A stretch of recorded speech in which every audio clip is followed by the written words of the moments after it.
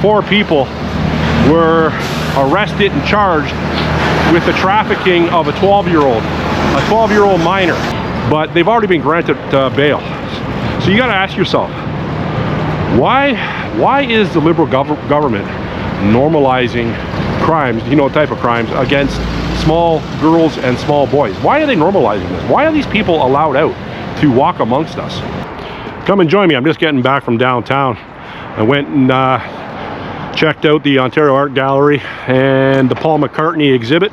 If you want to see that, I'm not sure I'm going to post it on this video, but if you want to see that video, let me know in the comment section. I got into a little bit of a heated discussion with someone on the streetcar. I didn't catch it on camera, but I explained the details of it.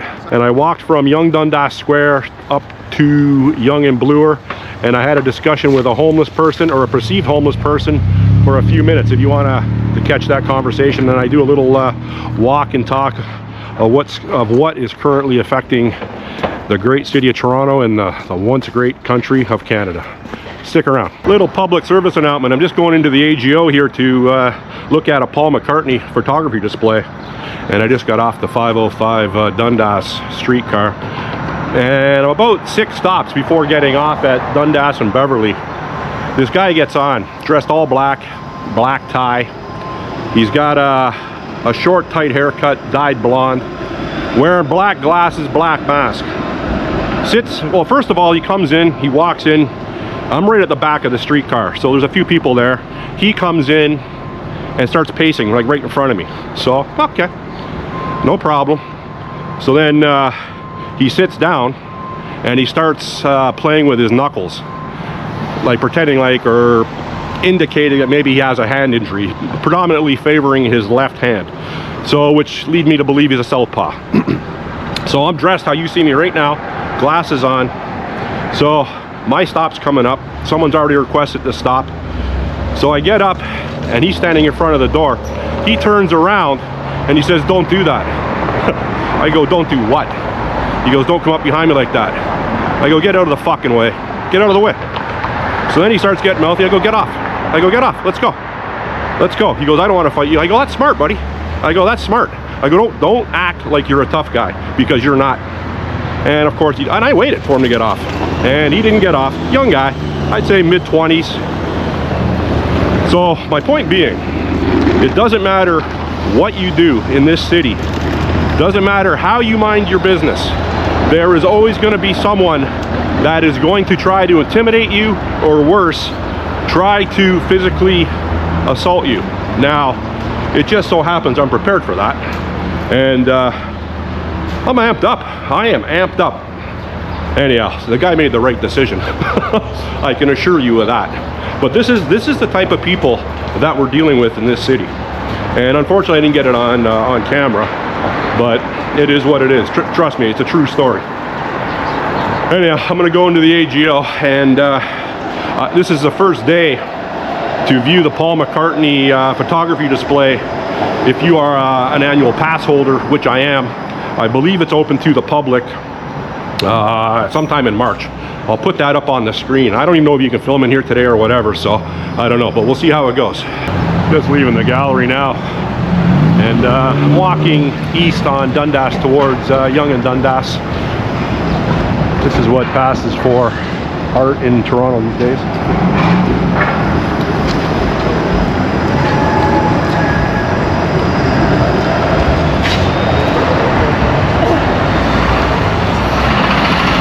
More left-wing gibberish. Unbelievable. People in this country, you know, they're trying to speak English or some variation of English. I don't even know what the fuck they're speaking anymore. That elephant's kind of nice. This place used to be a really good Chinese food restaurant. Became friends with the ownership. I believe it's still the same owners, but they made it a bit more of a bougie Chinese food restaurant now. But I spent lots of drunken nights in there after hours, if you know what I mean. It was a cool place. Good food. Just at Yonge Dundas Square. I thought I would walk from the AGO up here, and then I'm going to walk north on Yonge Street to Bloor. It's a good walk, and I'll see what I can come up with regards to any sort of sights, scenery, and sounds. Stay tuned if you want to watch. Just outside TMU University. I think it used to be called Ryerson. This is the woke epicenter of Toronto. I don't think it gets much more woke than this. But anyhow, I'm just passing through and I can't get out of here soon enough. Buddy behind me having a little smoke of something in a bowl. I don't think it was weed. You know what I'm saying? I think something a little stronger. Why don't you tell them so you how stronger? Still on Yonge Street, going north, just east of Carleton College. And I'll tell you, if you want to get a good cross-section of how Toronto is, especially, but how Canada is from, you know, obviously Toronto is the largest city in Canada, you know, just kind of walk around the streets. I don't recommend doing it at night. Some people do. I would have not much of a problem doing it, but I wouldn't recommend it. So you're going to see all sorts of different sight sounds. Like I said earlier, lots of open drug use, people walking around in shorts. It's -3 Celsius today. People, you can tell a lot of people that are living on the fringe of society with regards to mental health. They're walking around, they're always walking, a lot of them are walking fast, muttering to themselves, and they're always looking for their next hustle. Now, living on the street, which I've never had to do that, fortunately, but you know, you develop a unique set of coping skills, and you see things the average person wouldn't see based out of necessity to keep yourself alive. There are many people out here that are preying on the vulnerable, preying on the weak, and especially young women. You know, if you're a young girl or woman from, you know, the outskirts of Toronto, up north or whatever, and you think you're going to come here to make it big in the big city, you got to be very aware that as soon as you arrive in the Greater Toronto area, you are going to be preyed upon from someone that is going to do harm to you in a very bad way. Now, a lot of times you have they have people in those small towns and communities that actually are recruiters for the city for human trafficking. And you know, once you get caught up in that sort of that nasty web, it's hard to get out, and a lot of people don't get out. When you come down here, you know, it's not like, you know, the sidewalks are completely jammed with people, but at certain points they are. And what I try to do when I'm in those areas is, you know, obviously you have to keep your wits about you, because people are preying on someone like me as well. A lot less, but you know, someone could grab my camera. I never have my phone out. My camera's on a selfie stick that is hooked up to my arm, so it'd be pretty hard to grab that.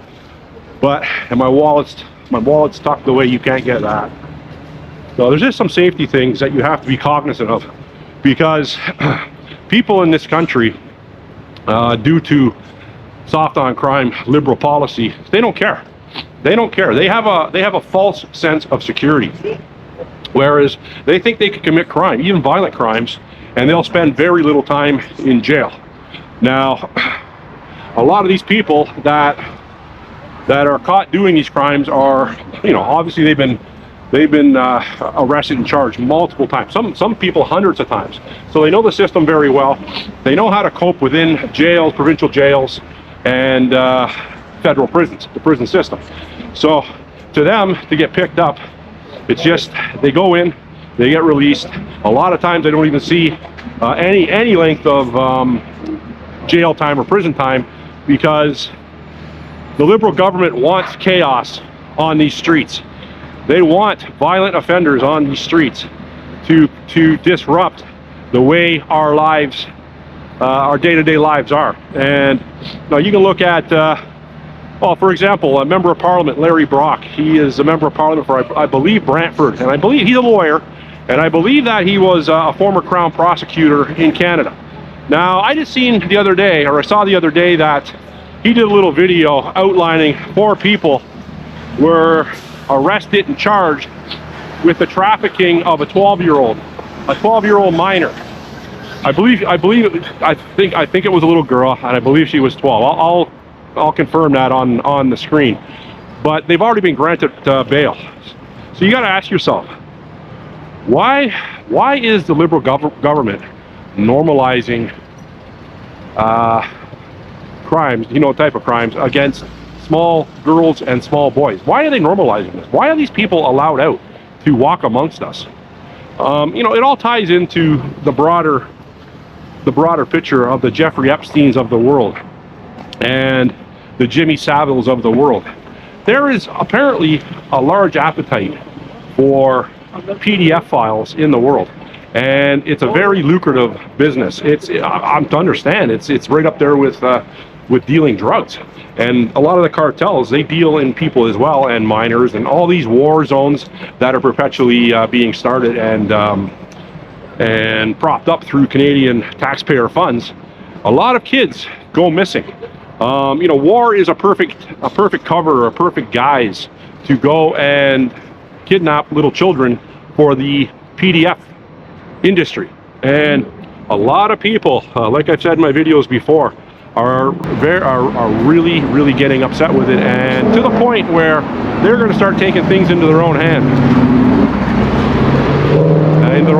So now, if I were to encounter someone that was a known PDF file, I would, you know, I don't want to say on video what I would do to that person, but it might be they were never seen again. I will say that. That's where I'm at with these disgusting, vile people that walk amongst us, and the normalization of these people is being outed. There are judges. A recent judge just got charged with having PDF images of very young girls and boys on his computer. I believe this was in the States, and it's people like that are put in positions of authority and power that are the ones that keep on defending people that get caught doing it. There is obviously you know, an immense network of people throughout the world that are, what we got going on over here, that are like I said, tangled in very evil networks that want to harm small children. And Donald Trump, you know, his State of the Union, a lot of people say it was it was him taking it to the Democrats, and it was. Okay, so that is just public grandstanding, in my estimation. You're just saying in a group setting with your counter, and I wouldn't say your counterparts, but with your with the Democratic Party that is obviously against you. You're talking tough, and that's all you've done for a year is talk tough. Like, okay, I understand he's a business guy, he's a finance guy, but his presidency is going to be a complete failure if he doesn't start throwing PDF files in prison at the very least. It's going to be a complete failure if he doesn't start throwing the January 6 conspirators, the real conspirators for January 6 in jail. So you can say what you want about Donald Trump, and I'm not saying I'm completely against Donald Trump. I'm saying that he has to step up and put his neck on the line. If he's in those files from a perpetrator perspective, well, then someone's got to go after him. Now, like I said, a lot of people like me are getting very, very tired with the way the system is. Now, I'm going to go off that for a little bit. I'm going to talk about Pierre Poilievre. Pierre Poilievre is taking my advice. He must be watching my videos. Pierre Poilievre must be watching my videos. He is stepping up with regards to going after Mark Carney more aggressively. But he's doing it in a smart way. He's doing it in a way where he's trying to distance himself. He's trying to distance himself from Donald Trump, because obviously the left in Canada has associated Pierre with Trump, because that's a tactic. That's a tactic that the bought and paid for media are using. It's obviously it's a well thought out plan for the bought and paid for media to align with Carney and to use Trump as the boogeyman. Now, Mark Carney has gone around and he's raising a coalition, I believe, of 40 countries now that are, for lack of a better expression, they are trying to take down Donald Trump. Now, whether this is smoke and mirrors or not, I'm not sure. I am still under the belief that Trump and Carney are working together to dismantle Canada and to somehow incorporate Canada into the United States. That's my belief. Obviously, we're a very energy-rich country with regards to minerals, oil, and fresh water. Fresh water is a huge commodity, and don't think, the world knows that. Don't think Donald Trump doesn't know that. So at the end of the day, do I think Mark Carney on his global domination world tour, do I think he's doing it on behalf of Donald Trump? To a high level, I do think that. Do I think he's doing it on a high level of Brookfield Asset Management? Without a doubt. My current beliefs of the World Economic Forum is they are crumbling. The president just got revealed to be caught up in the Epstein files of the WEF, and he's resigned. Now, that could be all smoke and mirrors too. It could be, all scripted out, or they're just going to replace him with someone even higher up the PDF files in Epstein's network. So, Mark Carney, from what I'm to understand, has been out of the country for 68 days since he's been Prime Minister in Canada. Now he is in India, Australia, and Japan. He's under the guise of going over there and obviously opening up trade networks. Now, I don't know all the companies that Brookfield Asset Management has within those countries, Australia, Japan, and India, but I would imagine that there is some interest with regards to Brookfield Asset Management, and that's why he's there. He took Matt Genereux with him as well. That was predetermined. Taking Matt Genereux with him was predetermined probably prior to Christmas. It was probably already discussed right from the onset when Matt said he was going to step away from politics. This was all scripted out. So now he's front and center. He's going to be on a very lavish Indo-Pacific tour, and at the expense of taxpayers.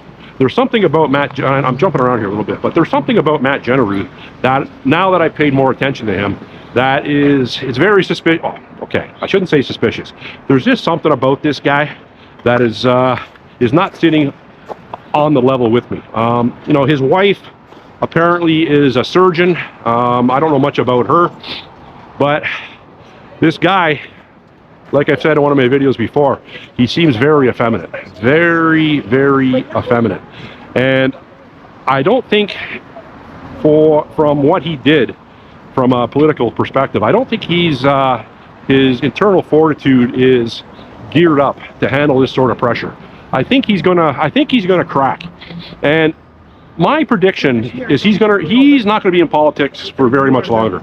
He is not gonna be able to withstand this, because the riding that he left, what's it called, Riverbend, Edmonton, I believe, it's never voted Liberal. So he really stuck it to the people in his riding, and to the people of Alberta, to the people, I guess, around Edmonton as well. So this is, obviously he lives, or maybe you don't know this, but he lives on Victoria Island, which is, it's the epicenter of wokeism in Canada. And he's surrounded by like-minded people there. So he's going to be protected there. He's going to have, for the rest of his life, he'll have RCMP security at the cost of who knows how much a year, $500,000 a year. They'll fortify his house with bulletproof glass, security cameras, motion detectors. That's already been done. When you become a politician and you do something like Michael Ma, Matt Genereux, and Tony D'Entremont, people don't understand the security costs that are involved in that. Okay, so obviously the money to bribe these three to come across the aisle is substantial, but the taxpayer money involved in replacing their windows with bulletproof glass and security cameras and motion detectors, that sort of thing. Now, you can say, well, Dewey, what are you talking about? I'm going to tell you, and I can't say the name of the person, but I've been in a house of a former federal crown prosecutor in Canada, and I can't say too much about it, but this person's house was fortified with what I just said: bulletproof glass, security systems, motion detectors on the front lawn, all that sort of stuff. So you can imagine the cost of going to someone's nice house and installing all that. That's what's going to happen to all these politicians. All they have to do is, you know, put it across that there's been a threat towards them, whether it's real or not, and next thing you know, there you go, lifetime security. The rest of us, like myself and like you, are left to our own devices. Okay, so we have 911 on our phone. We could call 911. That's the old Church of Scientology building, I think. I don't know, maybe someone can help me out there, but it looks as weird as that whole organization is. And yeah, so you can call 911 and you can wait for the cops to come whenever they please to take to take care of you, or you can protect yourself. And you know, through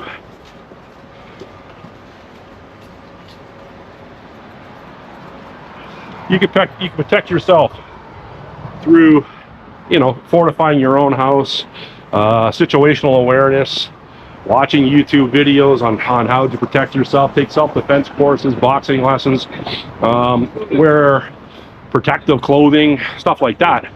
But, or you can never do what I'm doing. Don't come downtown Toronto, because if you are not prepared for the potential to be accosted, this isn't the place for you to go.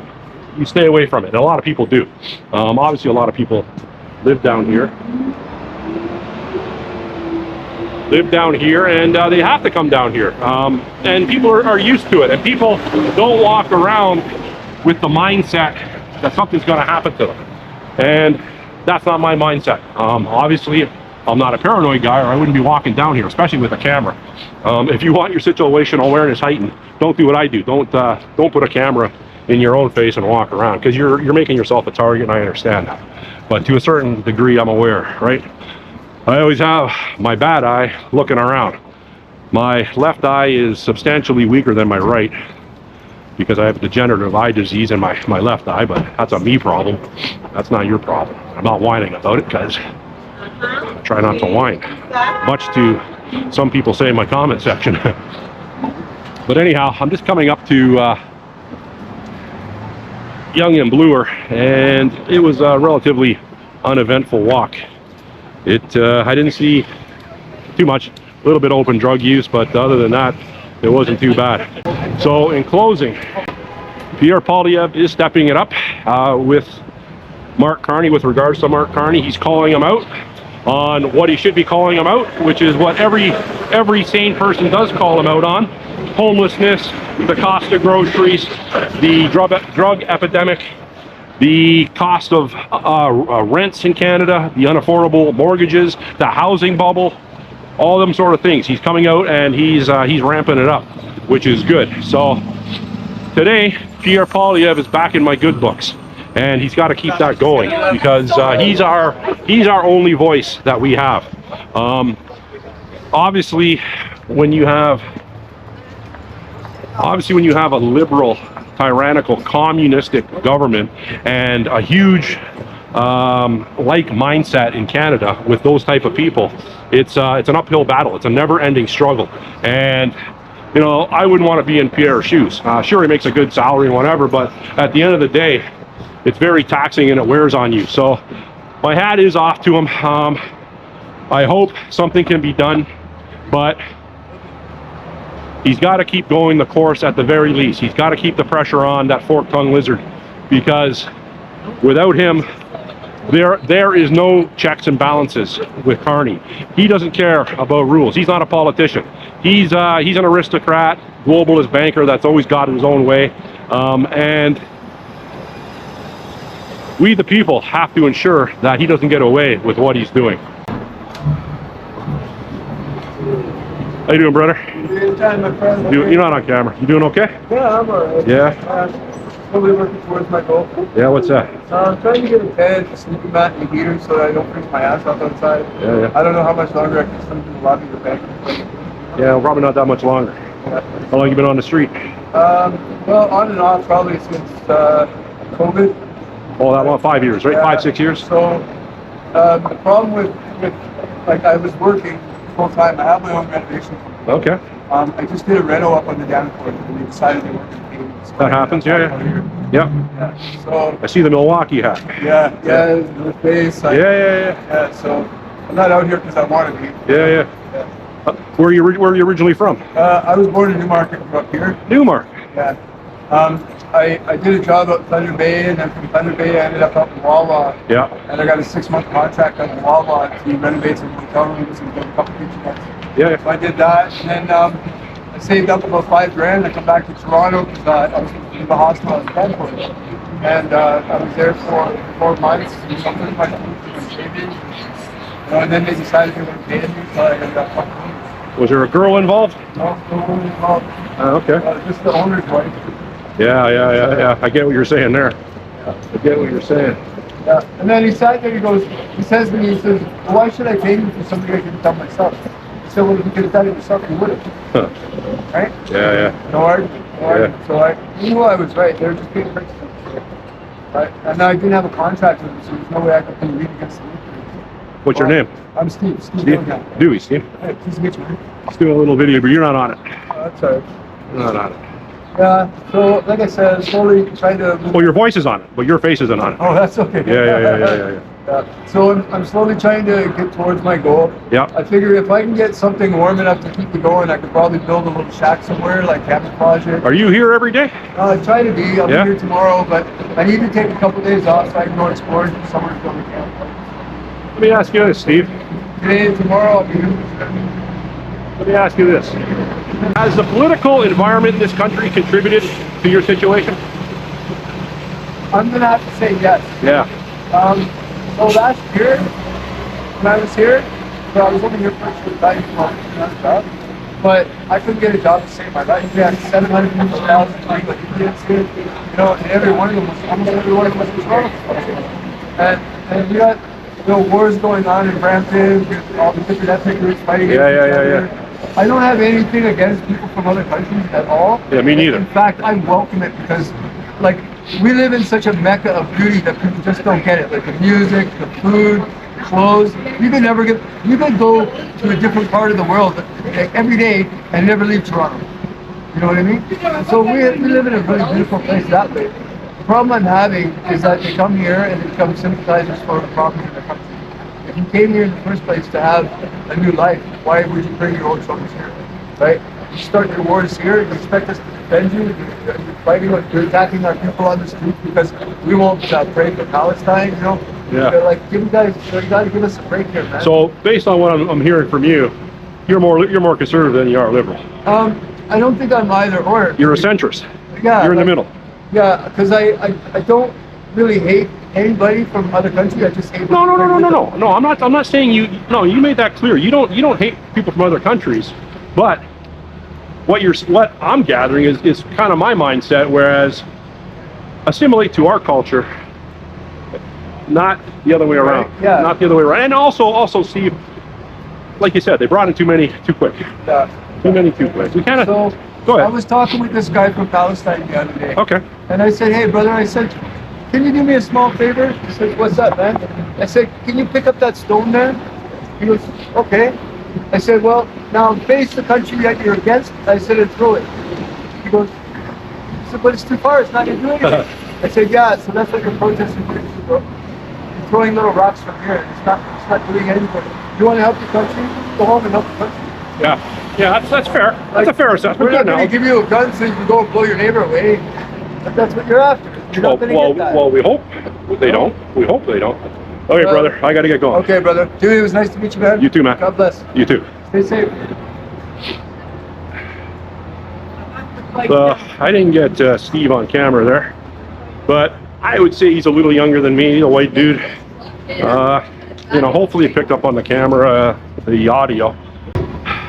Seemed like a pretty level-headed guy, really, and hopefully he can survive whatever he has to navigate in Canada right now. I wish him the best, but here I'm at Bloor and Yonge, and yeah, I thought I was going to end the video back there, but I didn't. Thanks for watching. Bye.